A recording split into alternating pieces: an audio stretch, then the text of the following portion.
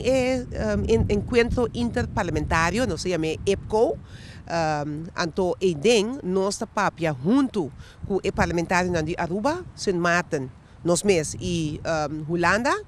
riba tópico não está relevante para nosso pueblo. Então, nesse caso aqui, já acaba para o tempo, nós temos a agenda, por exemplo, o assunto de problemático de débito de estudo, então um ponto que tem toda gente preocupar. Como binta o número também para a mas senhora me sabia que esta riba agenda hopi tempo cabo. Não, não só se para riba nós é uma conversação contínua e vou mira que foi 2018, estava riba agenda acaba, então no momento nós cuida de fração de par de caso que a mesma pessoa a join a comissão aqui e nós a comissão traga eu ready mesmo botar riba diferente tópico então a mim a queda encargar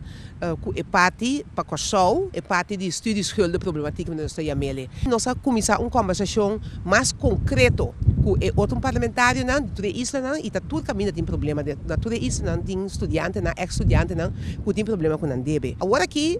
o que nós trabalhamos com network depois que nós temos reunião acaba na janeiro tá que nós queremos que o ponto aqui de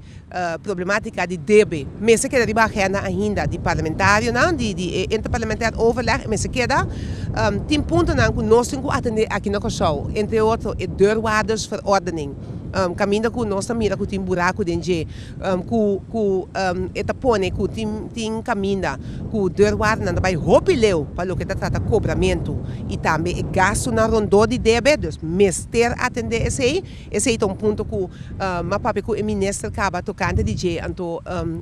ma compreender que no momento na que lei está na juridische zaken para atender tinha parte também que tu vai de debe pisar estudante não que também me se queda mais melhor atender, então nós pensa que é o que nós pedimos, que é helpdesk, que toch é mestre bini aqui no Kosovo para assim estudante não pode chegar seca mais lia e por acaba de atender que deve de estudo aqui.